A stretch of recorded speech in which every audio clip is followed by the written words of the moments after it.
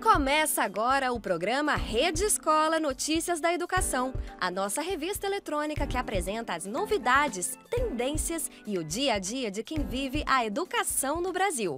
Hoje vamos conhecer duas escolas bem diferentes entre si, mas que têm conseguido bons resultados educacionais. Eu acho que eu vou sair daqui mais preparado para faculdade, para a vida, para o mercado de trabalho. Vamos saber da nova programação da TV Escola. O objetivo do Interprograma é dar vez e voz às experiências dos professores, que foram contemplados no Prêmio Professores do Brasil, que é uma iniciativa do MEC. Sejam muito bem-vindos à nossa revista Rede Escola Notícias da Educação. A educação ambiental, mais que conteúdo escolar e pedagógico, hoje é uma necessidade do nosso cotidiano. A ação humana está mais que evidente, impacta de maneira definitiva no equilíbrio do planeta. É isso mesmo, Clarissa. E a gente fica cada vez mais assustado com as mudanças climáticas, com a elevação do nível do mar, com a poluição dos rios, com o acúmulo do lixo. Mas na Floresta da Tijuca, a maior do mundo em uma área urbana, a gente visitou um projeto de educação ambiental que atua junto às escolas. Vamos ver. A professora Lourdes Brasil transformou a antiga área de 40 mil metros quadrados de floresta degradada e escassa em fragmentos nativos de Mata Atlântica outra vez, com mais de 300 pés de pau-brasil, mogno, ipê, aroeira e tantas outras espécies de encher os olhos e as memórias dos celulares daqueles que passam por aqui. A concepção que nós temos de educação ambiental é a seguinte: é um processo que começa com a sensibilização, a conscientização e vai caminhando para que os indivíduos, as pessoas participantes, adquiram as habilidades e competências necessárias para intervir nessa degradação. A inspiração para propagar a paixão pelo cuidado à natureza vem da infância, da menina humilde que guarda a memória da fruta no pé e brincadeiras ao ar livre, nas margens do rio Guandu, na Baixada Fluminense. Hoje, o local sonhado por Lourdes já virou referência na região e atrai até olhares do mundo inteiro. São realizados projetos sustentáveis governamentais, empresariais e com parcerias de instituições de ensino, principalmente escolas públicas locais, com visitas guiadas e aulas para pôr as mãos na massa. A gente cuida da natureza e ela devolve o que a gente cuidou dela. Tipo, a nossa comida e roupas e muitas coisas. É tudo de origem da natureza. Todo o conteúdo dentro de sala de aula, ele se torna abstrato. As crianças aprendem, mas elas não estão vendo, elas não tocaram, elas não apreciaram, elas só receberam o conteúdo. Quando elas se virem como adultos nas questões ambientais, elas lembram: eu tive um dia no Espaço Gênesis, eu plantei uma árvore, eu toquei numa borboleta, eu comi uma jabuticaba, eu montei uma horta, e essa lembrança afetiva faz com que ela se posicione nas questões ambientais. Eu fiquei impressionado, lugar grande, bonito, e eu gostei muito desse lugar. Espero voltar nesse lugar de novo um dia. É muito bonito tudo, né? E é bem legal. É preciso a gente preservar. Essas crianças que passam por aqui, elas levam essa recordação. A educação ambiental linkada com o empoderamento comunitário, linkado com o fortalecimento da autoestima, linkado com cidadania.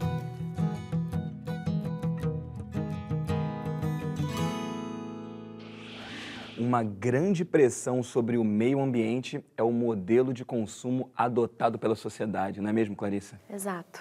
E que muitas vezes gera falsas necessidades e supera o poder aquisitivo das famílias. Por isso, Ernesto, é importante que a gente tenha controle sobre as nossas finanças para evitar gastos desnecessários e ter mais segurança e liberdade financeira. E isso a gente vai poder aprender logo cedo, com uma boa educação financeira. Vamos ver. Dois irmãos brincam de esconde-esconde e encontram algo inesperado, um saco de dinheiro. E agora? O que fazer? Achado não é roubado? É o título e uma das muitas perguntas deste livro, que pede ao leitor ajuda para decidir o destino dos personagens. Eles devem devolver ao dono, eles devem utilizar esse dinheiro, eles devem esconder. E cada decisão que ele toma, a história toma um rumo totalmente diferente. A jovem autora Natália Imisch diz que sentiu a necessidade de contar essa história apenas olhando ao redor. Eu via muitos familiares meus apertados em situações bem complicadas com o dinheiro, justamente pela falta dessa educação financeira dentro de casa. E assim, e na própria criação deles. Porque os adultos com quem eu convivi, quando eles eram mais jovens, eles não tiveram esse contato com a educação financeira. O livro de Natália ensina às crianças noções práticas de sustentabilidade financeira e é apenas um dos títulos do catálogo de publicações da Oficina das Finanças, criada em 2008 pela bióloga e empresária Carolina Ligoc. A água representa o dinheiro, né? Então a gente tem alguns lugares onde esse dinheiro entra. Esse aqui é o reservatório, pode ser o reservatório da família, pode ser o reservatório da criança, pode ser o reservatório do país, do município. Ela mesma autora de vários livros sobre educação financeira, Carolina também participou da criação desta engenhoca. De fácil demonstração, ela ajuda a ilustrar o conceito de que o dinheiro é algo em permanente movimento, um fluxo contínuo, que precisa ser constantemente regulado para poder render e durar. Às vezes não é eliminar uma torneira, não é fechar totalmente uma torneira, mas é simplesmente dar uma diminuída nesse fluxo, é reavaliar um plano de telefonia ou de TV a cabo. Depois de uma década dedicada ao tema, Carolina já tem certeza de que as pessoas sabem o que podem e o que não devem fazer. Por isso, considera mais importante estimular mudanças de atitude do que apenas informar. Tem certeza de que desde muito cedo é preciso fazer com que todos compreendam o que está por trás desta engenhoca. Fazer com que as crianças passem por um processo de autoconhecimento, de percepção dos impactos das decisões financeiras delas, pensando mais na questão familiar também, social, ambiental. Existem muitas coisas relacionadas com o uso do dinheiro que precisam ser entendidas, precisam ser percebidas, precisam ser pensadas. Então é um trabalho muito mais de mudança de comportamento do que de informação. Agora a gente fala de tecnologia, que está cada vez mais presente no dia a dia das escolas, influindo de forma definitiva no projeto pedagógico e no papel do professor. Na zona norte do Rio de Janeiro, nós visitamos uma escola que virou um laboratório de ensino com o uso intenso de mídias digitais e com o foco na formação técnica profissionalizante dos alunos. Nós então vamos conhecer o Núcleo Avançado em Educação, a Escola Nave.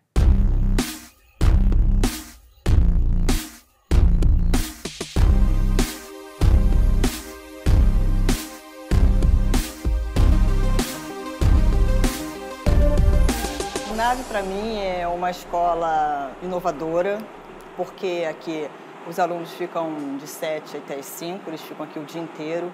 Aqui fica como se fosse a família deles, tem uns alunos bem interessados, bem interessantes também. E Nave, para mim, é a minha vida, né? Moro aqui perto, então venho para cá sempre que eu posso. A Nave surgiu para experimentar novas ações em educação, né? Então, isso quer dizer que o Nave é um laboratório pedagógico. Aqui é um lugar onde a gente tem espaço e tempo para poder fazer experiências, para poder disseminar o resultado dessas experiências para o resto da rede. Então, é um lugar onde a gente pode criar conhecimento pedagógico. Aqui no Nave, a gente, especificamente, assim, trabalha muito com jogos como uma ferramenta de aprendizagem tecnológica, né? E técnica também. Então, basicamente, os meninos, em todos os anos, eles desenvolvem jogos autorais. No momento, eu estou fazendo um jogo que é para um projeto do Nave, que é um evento Nave de Portas Abertas, que é uma matéria integrada com todos os cursos de multimídia, roteiro, programação, cujo objetivo é a gente fazer justamente um jogo mesmo. Então, no primeiro ano, a gente tem um foco bastante em jogos de tabuleiro, para que, através da produção de jogos de tabuleiro, eles aprendam as ferramentas técnicas de game design, de processo criativo. Aí a gente chega no segundo ano, a gente já começa a migrar para jogos digitais, onde a gente entra com outros processos e metodologias de gestão de projeto. A partir do terceiro ano, a gente vai profissionalizando ainda mais, e aí eles entram com metodologias ágeis, uma boa abordagem de design thinking, e desenvolvem, aí sim, completamente projetos 100% autorais, tanto de jogos quanto de aplicativos, e sempre com uma proposta e uma pegada de promoção social ou de melhoria do mundo. O curso que eu meio que sempre planejei fazer na faculdade foi Engenharia da Computação. E o NAVE me ajudou muito nisso. Eu acho que eu vou sair daqui mais preparado para faculdade, para a vida, para o mercado de trabalho. Os professores do que a gente fala que é regular, né, das outras matérias, eles normalmente falam para a gente fazer jogos também. Esse bimestre eu estou dando energia nuclear, aí eu pedi para os alunos para fazerem um jogo de programação, fazer um jogo que tem a ver com energia nuclear. O de roteiro vai fazer um curta, e de multimídia vai fazer um vídeo. A Escola NAVE se mostra como um lugar diferente, que olha para o futuro e entende as evoluções que o mundo e a educação vêm passando nas últimas décadas. Unir o ensino tradicional com as novas tecnologias, dando mais autonomia ao aluno, demonstrando como o NAVE é um colégio à frente do seu tempo. A gente tem uma pegada muito de construir coisas, construir conhecimento pedagógico em relação à tecnologia, em mídias digitais, principalmente. Então, acho que esse é o grande diferencial do NAVE para outras escolas técnicas também. O NAVE foi meio que um divisor de águas, assim, da época aquele negócio que mostrou que, assim, eu não sou mais criança, entendeu? Aqui seria onde eu definiria boa parte do meu futuro. Sai um aluno com um pensamento crítico muito grande, um aluno com, na minha opinião, uma preocupação com o outro. Uma das coisas que eu também bato muito na tecla é a questão da empatia. A gente se colocar no lugar do outro, porque a nossa sociedade não está, como eu falo para eles em sala de aula, não está maneiro. E a gente pode mudar o mundo através dos jogos, através da tecnologia, através da ação. Então, independente do curso, da profissão que ele escolha depois, muitos, inclusive, não seguem a área de TI ou de audiovisual, mas eles saem com ferramentas técnicas para resolver problemas reais, e eles saem com um comprometimento de ser a mudança que eles querem ver no mundo. A gente segue falando de um modelo de escola que não precisa de instalações modernas, contemporâneas, para oferecer uma boa educação. Ernesto, a nossa equipe foi a uma escola centenária que, depois de um período em baixa, deu a volta por cima e vem crescendo nas avaliações do Ministério da Educação. Estamos falando da Escola Municipal Gonçalves Dias, no Rio de Janeiro. Confira. Essa escola, que custou na época 90 contos de réis, aproximadamente 11 milhões de reais, hoje se reinventa para superar as dificuldades econômicas e oferecer um trabalho de excelência. É a escola pública mais antiga do Rio, que ainda está em funcionamento. Atualmente, cerca de 700 alunos do 6º ao 9º ano estudam de manhã, de tarde e de noite no prédio histórico e têm orgulho de estarem aqui, mas nem sempre foi assim. Eu fiquei sabendo meio que uns 2 dias antes de eu vir para a escola pela minha mãe, que era uma escola ruim, que todo mundo falava mal, e ela mesma me disse que a escola tinha melhorado muito. E eu fiquei meio que feliz porque eu queria que minha base de educação continuasse a mesma que eu tinha, e eu fiquei feliz por isso. Eu até pensava, será assim? Eu fiquei na dúvida, né? Mas quando as pessoas falaram, a minha mãe falou, não, mudou sim, tá uma maravilha essa escola, muito bem falada. Então, aí eu vou. Quando a atual direção entrou, a primeira medida foi dar um choque de ordem no espaço físico, fora das salas de aula, mas que acabou interferindo dentro das salas de aula. Bom, em 2013, quando nós chegamos para dirigir a Escola Gonçalves Dias, a escola estava passando por um processo de muita degradação. Problemas de relacionamento entre professor-aluno, professor-professor, o prédio estava deteriorado fisicamente. E é na parede também que estão os números que mostram o crescimento da escola em todas as avaliações. Ao longo desses 4 anos, a gente consegue observar o crescimento da escola, crescimento no IDEB. A gente, quando chegou na escola, em 2013, foi o ano da Prova Brasil, o IDEB da escola daquele ano foi 3,5. E em 2015, o IDEB saltou de 3,5 para 4,7. Não é ainda o ideal, não é o que a gente quer. Assim, a gente continua trabalhando, transformando, buscando nesses alunos o gosto pelo estudo. E aí, dessa forma, assim, a gente conseguiu observar esse crescimento. Eles diretamente são afetados por essa mudança. Então, dentro das salas de aulas, maior organização, maior vontade de estudo, maior vontade de aprender, os alunos respeitam. Acho que a cidadania com cada aluno, e os professores, e cada ensinamento que eu tive com os professores, que foram muitos profissionais que eu vou levar para a vida toda.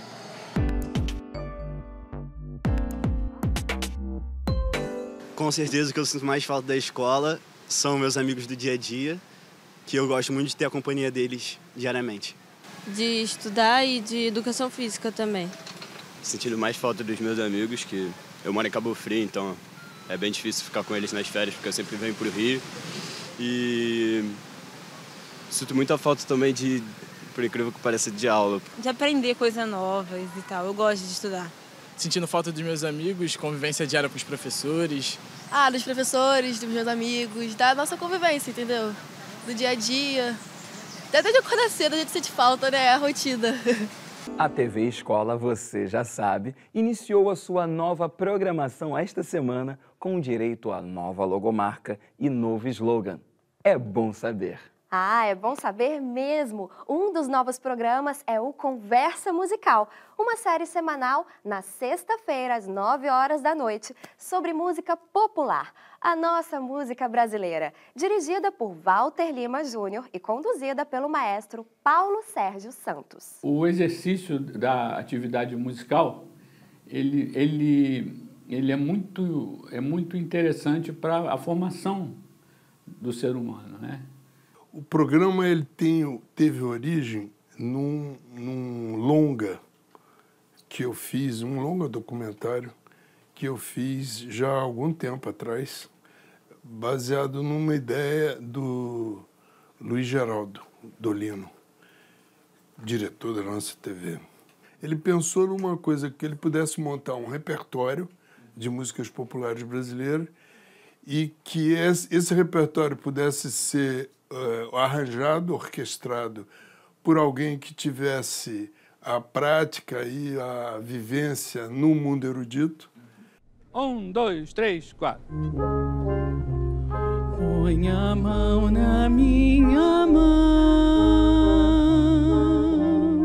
Eu criei, né, de uma forma meio inusitada, onde eu utilizei um quarteto de cordas, um quinteto de sopros e acresci alguns outros instrumentos. E eu fiz os arranjos, né? E então é interessante porque ele destaca assim o aspecto humano, né?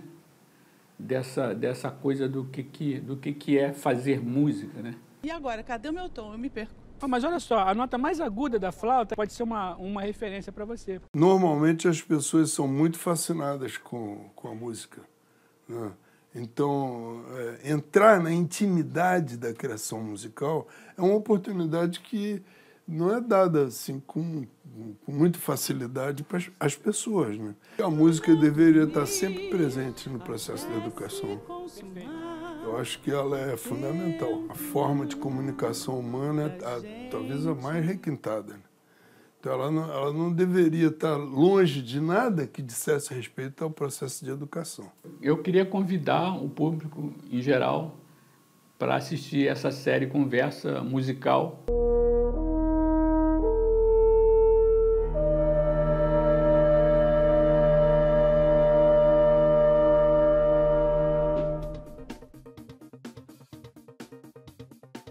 Já está disponível para consulta o resultado do Exame Nacional do Ensino Médio, o Enem 2017. Para acessar o resultado, o participante precisa informar o número do CPF e a senha cadastrada no momento da inscrição da prova. As inscrições no SISU serão abertas no dia 29 de janeiro e vão até o 1º dia de fevereiro. Tanto a pesquisa das vagas quanto a inscrição são gratuitas e podem ser feitas pelo portal sisu.mec.gov.br. Cada candidato pode se inscrever em até 2 vagas, especificando a ordem de prioridade. As férias é um momento para eles relaxarem, então eu sempre falo para eles descansarem, o ano vai começar, né? Mas assim, sempre de olho na programação cultural na cidade, assistir filmes bons, cinema, muito bom, ler livros. Passear, se divertir, praticar esporte, que é sempre bom, e aproveitar e conhecer a cidade, nossa e outras cidades também. Aproveitar, assim, descansar, de aproveitar os espaços da cidade, de conhecer espaços novos dentro da cidade, né, que às vezes eles costumam não conhecer. O professor está presente na nova programação da TV Escola, contando as suas experiências pedagógicas em salas de aula. Isso mesmo, Clarissa. Você está falando do Presente Professor Presente. Uma série de interprogramas com professores contando em primeira pessoa seus projetos pedagógicos vencedores. Um deles é o Identidade em Ação, criado pela professora Regina Celi Sécula, na Escola Municipal Comandante Amaral Peixoto, no município de Magé, no Rio de Janeiro. O trabalho foi um dos ganhadores na 10ª edição do Prêmio Professores do Brasil, na categoria estadual no ensino fundamental. Nós fizemos uma sondagem, né, que é uma diagnose, onde eu constatei a dificuldade de leitura deles e também o desconhecimento da história da cidade e do bairro. Trabalhei alguns textos falando sobre a cidade, levei-os a conhecer os pontos turísticos. Eles construíram alguns livros, produções textuais. Nós conseguimos fazer um grupo de teatro da escola, Grupo Barão de Mauá. Nós temos o Dia da Leitura, que ficou permanente para a escola. Todas as quartas-feiras, os alunos fazem uma leitura assim que começa a formação, né, o turno. E a aproximação da comunidade, né, conhecendo toda a história juntamente com os alunos. São projetos como esse e seus resultados que motivaram a TV Escola a criar o interprograma Professor Presente. O objetivo do interprograma é dar vez e voz às experiências dos professores. A gente já gravou a primeira temporada e a gente está em fase de pós-produção da segunda temporada. Essas temporadas elas trazem cerca de 60 professores, que foram contemplados no Prêmio Professores do Brasil, que é uma iniciativa do MEC. Nesses programas, eles contam os projetos que eles desenvolveram, os objetivos, os desafios, as conquistas, né? Eles relatam isso para a gente. E mais do que isso, eles convidam outros professores a compartilhar suas experiências, seus projetos. O que eles precisam fazer? Eles vão entrar no nosso site, tvescola.org.br, acessar a área do Professor Presente e lá tem um espaço onde ele preenche todas as informações do projeto, né? Como ele construiu, a metodologia, os objetivos, os desafios. A partir daí, a gente mais tarde vai fazer o quê? Vai disponibilizar todas essas informações para todos os professores, para todas as pessoas ligadas à área da educação que queiram compartilhar seus projetos, que queiram saber de outras iniciativas, contribuindo mais e mais para a educação. O Presente Professor Presente vai ao ar logo após o programa Salto para o Futuro, às quartas-feiras, e também da nossa revista Rede Escola Notícias da Educação, nas sextas, claro. Não perca! Assim a gente termina esta edição de hoje da nossa Rede Escola. Mas a gente volta na próxima semana, na sexta-feira, às 7h, com reprises no sábado, às 4h, domingo, ao meio-dia e segunda, ao 12h30. Ah, tem um lembrete, Clarissa. Verdade. Você também pode ver a nossa Rede Escola pelo nosso site, www.tvescola.org.br. Tchau! Até lá!